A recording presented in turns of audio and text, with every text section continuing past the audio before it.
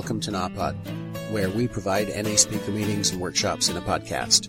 We are an ad-free podcast, and if you enjoy listening, please help us to be self-supporting by visiting napod.xyz, look for the donate link, and drop $1 or $2 in the virtual basket. If you're also in AA or have friends that are, please tell them about our other podcast, Sobercast. Sobercast features AA speakers and workshops in the same format as NAPOD. We upload a new speaker every day, and it's easy to subscribe by searching for Sobercast, that's 2 words, on any podcast player app, or go to Sobercast.com. Enjoy the podcast, and thanks for listening.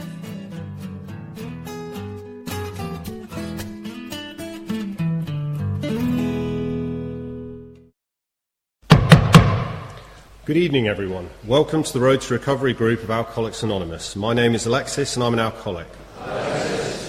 Could everyone please turn off their mobile phones or switch them to a silent profile, and please try to keep disruptions to a minimum.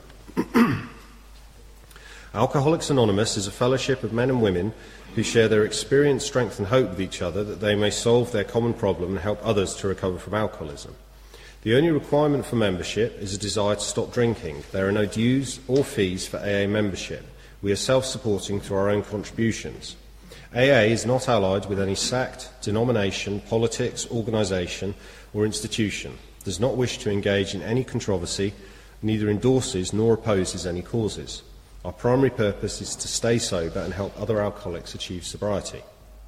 This is an open meeting of Alcoholics Anonymous. In support of AA's singleness of purpose, we would respectfully ask that sharing be confined to alcoholics, and when discussing our problems, we confine ourselves to those problems as they relate to alcoholism.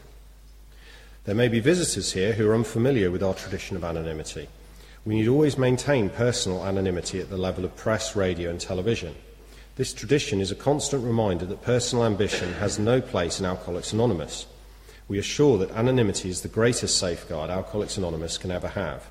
We therefore seek your cooperation in protecting the anonymity of our members at the public level. The format of tonight's meeting will be 3 10-minute speakers, followed by a 4th speaker until approximately 8:30. The remainder of the meeting will then be open to the floor and closed at 9 o'clock. Can we please have a moment's silence to remember Tradition 5? Each group has but one primary purpose: to carry its message to the alcoholic who still suffers.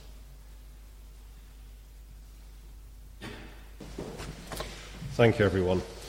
I would now like to introduce tonight's final speaker, Michael.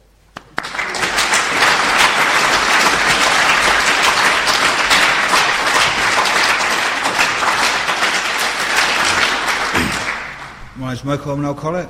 I'd like to start off by thanking Wayne for sponsoring me all this time. I'd like to thank me mum. I'd like to thank my wife, my kids. I'd like to thank Lord Jesus Christ. I'd like to thank my father. Who else can I thank? No one really. Anyway, yeah, my name's Michael, I'm an alcoholic, and I'm up here today, 15 years sober, and if somebody would have told me that 15 years ago, you know what I mean, I would have just laughed, you know what I mean. I feel really blessed to be given a second crack at life, you know what I mean, to have experienced 2 different lives in one lifetime, basically, you know what I mean. I arrived here at the end of November 1997, and I'd just been kicked out of a treatment centre, and I thought that was the last place that you know what I mean, was going to help me. Before then, do you know what I mean, there was failed attempts from doctors, counsellors, psychiatrists, everything that I thought I could try to stop my drinking or even control me drinking, I tried, and nothing worked. It just got worse and worse and worse. And you know what I mean, I was one of these alcoholics that I'd never had a job, you know what I mean, from leaving school. I never really had like a job. I never had no purpose, direction. My life was about just, and my mates that I used to hang around with was about just every day finding ways and means to just getting out of our faces, you know what I mean, and that was it. And I thought working was for losers. Why would you want to work for it, you know what I mean? I tried a few jobs and it's just so hard, you know what I mean? I just couldn't do it. And I remember in recovery, I was about 2 years into recovery. I'd got a job, I'd started work, I'd gone through the 12-step program, and I was in a cafe somewhere with my workmates, and this bloke's come up to me and gone, "Hello, Michael, how are you? You looking well? I haven't seen you for a while." He said, "What are you up to?" And so I said, and I thought, "Who are you?" And I didn't have a clue who this person was. I thought, like, program, you know what I mean, higher power, get assertive, ask him. Just, you know what I mean? So I said, no, fine. Sorry, your face is familiar, but where do I know you from again? He said, I lived next door to you for about 10 years. I was like, what? And then it clicked. I thought he was up to no good, because I would never see this person. From first thing in the morning, he'd be gone. I wouldn't see him all day. And then all of a sudden, I may hear the door bang at night, and that was it. I'd never see it. I thought, he's up to no good. It didn't occur to me he had a 9-to-5 job. You know what I mean? This didn't figure. And that was it. I had no concept on how to live life. I had no focus, no ambition, no direction. I just didn't have a clue. You know what I mean? I found out later that this was really my problem. Was not so much the drink, it was a living problem. And when I look back, I was full flight from reality. You know what I mean? I didn't want the normal things that normal people done. I wasn't interested in these things. Relationships, you know what I mean? As long as the girl was a good shoplifter, that was all right. You know what I mean? Jobs, didn't want a job. You know what I mean? She's a good shoplifter, that's fine. Out every day, breaking the law, up to no good, to get money to drink. That was my life, you know what I mean? Day after day, week after week, month after month. And it got to a point where I thought I was having fun and everybody else was deprived of it. But there come a point where I thought I'd had enough, and I tried to stop, and I found out that I couldn't. And that's when things got a bit scary, you know what I mean? And I'll try and stop again. I'd last a couple of days, weeks, maybe, you know what I mean? And it'd backfire, and I'd pick up a drink again. I'd be in and out of prison. I'd go in prison, and I'd write letters home to the family, promising not to do these things again. I'm going to change my life, or I'll get a job, and promises that I sincerely meant. And sometimes it'd be smudge marks in the ink, you know what I mean, where I'm like crying, writing letters to me nan or me mum, you know what I mean, thinking, why do I keep doing this? You know what I mean? Why? Because inside I knew I was a good person, you know what I mean? Inside I knew I was a decent chap, and yet I was like Frank Spencer, you know what I mean? Everything I'd done just backfired and went wrong, you know what I mean? And it was so frustrating, because I wanted to show everybody how good a decent chap I was, and yet the harder that I tried, it made me look a bad chap. You know what I mean? It's just everything I'd done, the opposite effect happened. And I'd write these letters home, and I sincerely meant them from the bottom of my heart. You know? And then I would get discharged from prison, walk through the gates, and I would totally forget what I'd been in there for. Can I have one of them sweets, mate? Is that cough sweet? No? Oh, right. But yeah, so yeah, I'd get out of prison, I'd totally forget what I was in there for, and I'd go out, meet the mates, pick up a drink, try and control it, may go right that night, that may last a week, and think, oh, it ain't too bad. But then over any period of time, I would always overstep that mark, and the inevitable would happen again. And I would be seeking help from the doctors, the counsellors, the psychiatrists. Nothing worked, you know what I mean? In fact, the drinking got worse and worse and worse. The harder I tried, the worse it got, you know what I mean? And I didn't have a clue about alcoholism. Nobody ever explained like this illness to me, like you people did at my first meeting. The doctors, it was all about cutting down. Counsellors, it was all about cutting down and trying to get a control on it. Nobody ever told me about like the phenomenon of craving, the first drink that done the damage, that whenever I took a drink into my system, it would trigger off like a craving where I'd have to have another and another and another. And then when I heard that in an AA meeting, I thought, yeah, there wasn't very many times where I would have a drink and be content with that. There was always that obsession, you know what I mean, where if I thought about having a drink, then I was as good as drunk, you know what I mean. I would go to the end of the world and back to get a drink. Nothing would stop me.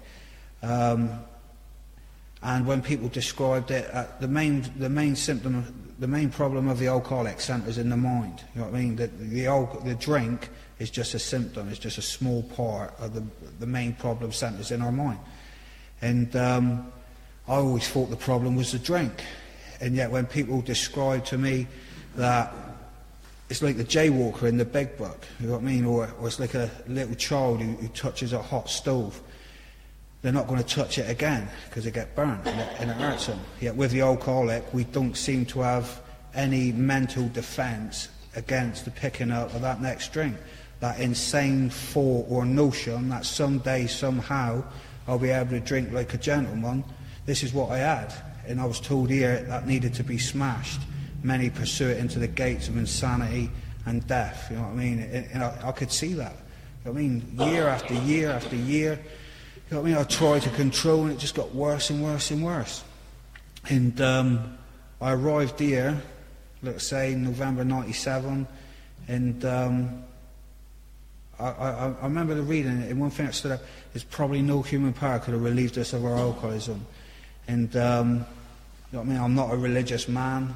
I was told that this is a spiritual prayer. I could believe in whatever I wanted to believe, whether it's a dead relative, it's the power of this meeting, the power of AA as a whole. You know what I mean? As long as I pray into something that made sense to me, you know what I mean? However inadequate it may seem to other people, as long as it made sense to me, that was enough. So I remember like arriving here and listening to you people do what I'm doing tonight, and you people talk my language. You know what I mean? You people have been to the places where I've been, yet you'd found a way out. For the first time in my life, I didn't feel that I was a special case. You know what I mean? I realised that night that I was just like you people here. You know what I mean? I wasn't special or different. I was just like one of you. And again, for the first time in my life, around alcoholism and drinking and other things, I realised that, well, if I do what you people have done, then why shouldn't I get the same results of what you people have got? And that's as simple as I kept it, you know what I mean? And really, it's a case of playing follow the leader, you know what I mean? I followed the people that went before me. You people won my confidence, you know what I mean? A blagger can't blag a blagger, you know what I mean? I know you people have been to where I've been. From the stories that you tell, like, I could match the mental inconsistencies around the insanity that goes before the taking of the first drink, this insane thought that will make it better. You know what I mean? No matter how bad your drinking got, you would always make it all right to pick up that next drink. I could relate to these things, so I knew you weren't lying, and I knew if you was like me, you wouldn't be stood up here saying that this stuff really works, this is really good stuff, and really blows my mind. And you know what I mean? It's just unbelievable. It's amazing today. And if it was crap, you know what I mean? If it was crap, I would tell you it was crap. I would stand up here. I'll be the first one to tell you this is all shit. Don't listen to these people. You know what I mean? Because these people ain't got a clue. I've done this for so long now, and I ain't feeling no better. I would tell you. You know what I mean? Especially after you're telling me to get involved with service and pick up stuff from outside and make cups of tea, and I didn't get no benefits from it. I'll be really, really angry. I'll be really angry. angry on the verge of being violent. Angry on the verge of having violent tendencies. If I was tricked into doing work for somebody, not getting paid for it, and I didn't get nothing from it, I would be mighty, without swearing, peeved. And I started doing these things within weeks. You know what I mean? Within weeks, I was feeling something's working. I could feel a power working for me that I'd never felt before. I don't know what that power was, or whatever it was, I could feel it working.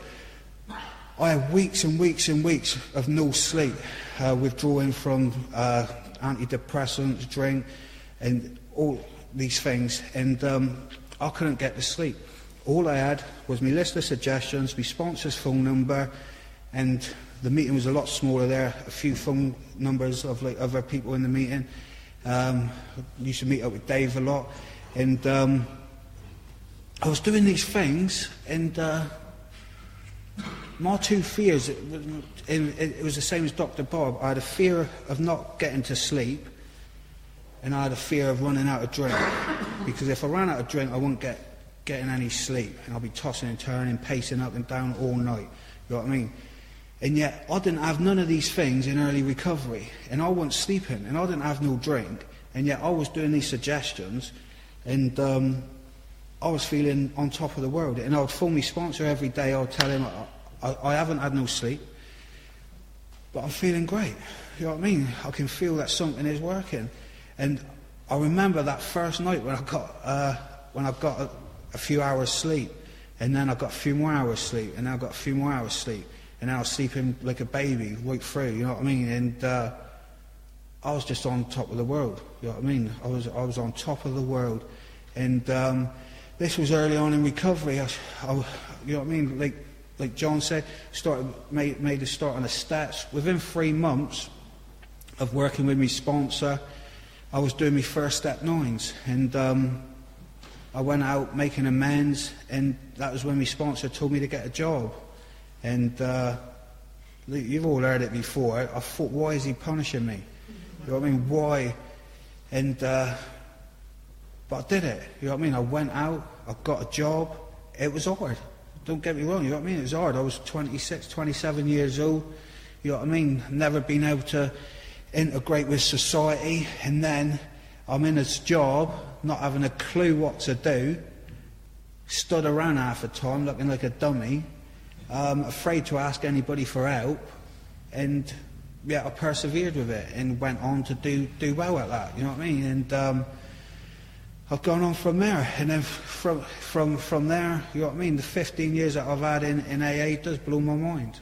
You know what I mean? And I would tell you if it was any different, and it would be dishonest of me to do that, because my life today is unrecognisable to the one that I had before I arrived here. You know what I mean? People that I work for and like business contacts that I have today, they haven't got a clue, a lot of them, you know what I mean? And like ones that I do get close to, and I tell you, that's unbelievable. That is absolutely unbelievable, you know what I mean? They can't picture such a fine fella like me as leading this like double life, like 15 years ago, you know what I mean? Of prisons and institutions, and them trusting me with all sorts manner of things, you know what I mean? It's such an upstanding pillar of society that I am. You know what I mean? I was never like that before. I was never like that before. I was locked up from society for being a nuisance. You know what I mean? And it's little things like that. This 12-step program as well in AA is always, for me, you know what I mean, has always made me want to do the best I can in life. In whatever I do, whether it's work, family life, just go for gold. I was always told, go for gold, you know what I mean? Don't settle for silver, go for gold. You know what I mean? So from work, in my work, you know what I mean? I went back to college, done courses, you know what I mean? Set up my own business in what I do today, you know what I mean? And in relationships as well, I was told, don't sell yourself short. You know what I mean? Do the right things around it. don't go sleeping about, putting it about, you know what I mean? Follow suggestions, do the right thing. You know what I mean? When you meet somebody, take them, date them, get to know the person. You know what I mean? And I remember that opportunity arose, you know what I mean, with my beautiful wife that I'm married to today, Tammy. Best get mentioned the wife, and my kids, Millie and Maisie, you know what I mean? I remember when I first started dating Tammy, I would have rather have been put in a ring with Mike Tyson. The nerves that I felt, I was feeling sick, my legs were shaking. Don't tell her that. Give it a large, didn't I? But I was phoning up my sponsor. What do I do? What do I say? Where should I take her? You know what I mean? Just like so, never done it before. You know what I mean? Like real. You know what I mean? This is a real deal in AA. You sober up and everything becomes like real. You know what I mean? And I'd done the right things around it. Took her out, and looking back on it, it's like the early days of recovery. My early days of recovery, and to anybody new tonight, they are not to be missed.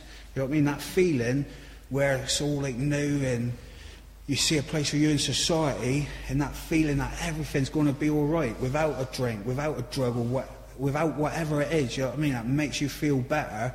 You have this peace and this serenity that comes over you, and you know that if you keep doing what we're supposed to do here, then it will just get better and better, you know what I mean? And that first feeling in early days was amazing.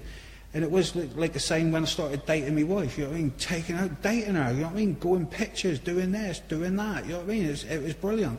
And then a couple of years later, we got married, you know what I mean? And as a sponsor and as a sponsee, you know what I mean? You hear it all the time. Oh, I'm never going to meet no one. I'm never going to do. You know what I mean? And but you may not. But you put this first. The right things, whatever it'll be, will happen. And you know what I mean? My life is just amazing today. It is. You know what I mean? What AA has done for me, it still blows my mind today. And I know the most satisfactory years of our existence lie ahead. You know what I mean? Through the old timers that's gone before me, and also just knowing, like the 15 years that I've been around, just knowing that if you keep doing this, you know what I mean? You keep coming to your meetings, you know what I mean? Doing your suggestions, phoning your sponsor, you know what I mean? Doing service, you know what I mean? It gets better. Don't get me wrong, I've had my fair share of ups and downs in the last couple of years. But so does everybody in life, you know what I mean? But I would say 99% of my time in AA has been ups. You know what I mean? A small percentage of life on life's terms, trials and low spots is nothing, you know what I mean, compared to the great things that AA has done for me, and I know will continue to do so as long as I put this first. And you see so many people come in, you know what I mean, and they do well for months, years, you know what I mean? They get the wife, they get the job, their career, they get a new house or a new car or whatever, and get a bit cocksure and think that's ideal. Don't need to do this anymore. You know what I mean? I'll cut down on my meetings. You know, I got the missus. Was that stop and then I can share for another 2 minutes, or was that? Yeah. Carry on for another 2 minutes, yeah? Ideal. I seen the red one first. Was I? Well, I wasn't tripping, was I? Okay. Ideal. Bloody hell. But, yeah, so anyway, I'm having flashbacks now, all these lights going off. Getting paranoid now that another one's going to come on in a minute. But, no. Like I say, like AA and what this has done for me, you know what I mean, and what I've seen through people that stopped doing this, you know what I mean, everything I have in my life today, I've said this before, everything I have in my life today is on hire purchase from this fellowship. And if I start my weekly, my monthly repayments to this fellowship, you know what I mean, I know that the debt collector, which is alcoholism, addiction, or whatever it may be, you know what I mean, will come and take everything from me. I've seen that, you know what I mean? I've seen it happen year after year after year, and it's heartbreaking to see as well, you know what I mean? Because this illness affects families and other people like no other illness can. It rips through families, society, like wildfire, you know what I mean? And tortures the individuals as it's happening, you know what I mean? And to see people come in and get all these wonderful things in their life and be happy, and then the next thing you know, it's all taken away, and these people are, you know what I mean, just devastated. It is heartbreaking. But the thing is, it's here. Just got to keep doing what we was doing the first day that we were presented with when we arrived here. You know what I mean? And my little girl tonight, I've come down with my stuff on, she's gone to me, Mum, yeah, Dad's doing the main share tonight, isn't he? He loves that. He loves that, he does. Now, I heard her, you know what I mean? Where before they cry because I'll come into a meeting, now they know what I'm doing, you know what I mean? They know what the dad's got to do to keep the dad what they got. And thanks for listening.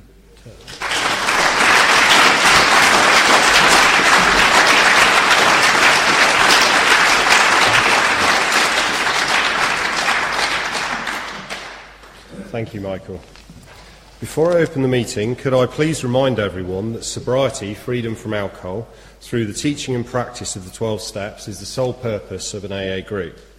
We have only limited time to share, so if you're invited to speak, please remember our primary purpose. Because of the size of the meeting, could you please try to keep your shares to approximately 2 minutes, and do not be offended if you're asked to stop by my sounding the bell. Also, with those wishing to share, please raise your hands. The meeting is now open.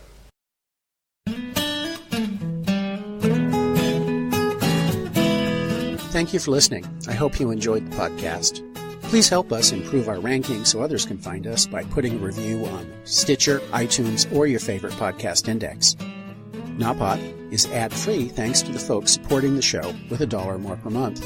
If you enjoy listening, you can join them by going to napot.xyz and looking for the donate link. Thank you for listening. Have a great day.